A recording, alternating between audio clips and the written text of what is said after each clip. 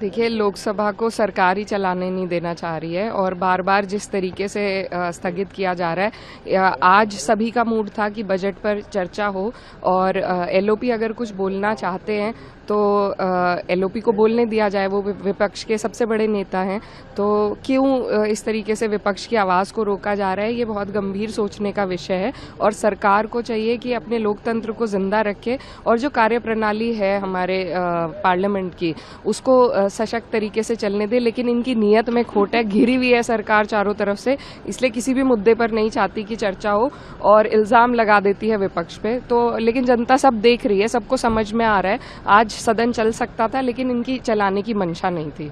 अभी ऐसी कुछ हमारी जानकारी में नहीं है, लेकिन फिर भी हम ये कहना चाहते हैं कि जो स्पीकर हैं वो संरक्षक हैं सदन के, और खास तौर पर उनका संरक्षण प्राप्त होता है विपक्ष को।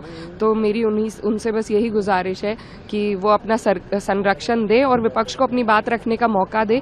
जब सत्ता पक्ष के लोग ही बोलेंगे सिर्फ, तो उनसे सवाल कौन करेगा? और सवाल होने ज़रूरी हैं अगर लोकतंत्र को हमें जिंदा रखना है तो। और इसकी सबसे बड़ी जिम्मेदारी स्पीकर साहब पे है और हम विपक्ष के होने के नाते उनसे यही अपेक्षा करते हैं कि वो अपना संरक्षण दे और सदन को चलाएं। मुझे इस पर्टिकुलर इंसिडेंट का नहीं पता है, लेकिन उत्तर प्रदेश में तो लगातार इसी तरीके से जो है लॉ एंड ऑर्डर वो चल रहा है कि जानकारी कुछ नहीं ली जाती है, लेकिन एक साथ सिर्फ परेशान करने के लिए बहुत बड़ी तादाद पे अज्ञात करके उन्हें आरोप में सम्मिलित कर लिया जाता है।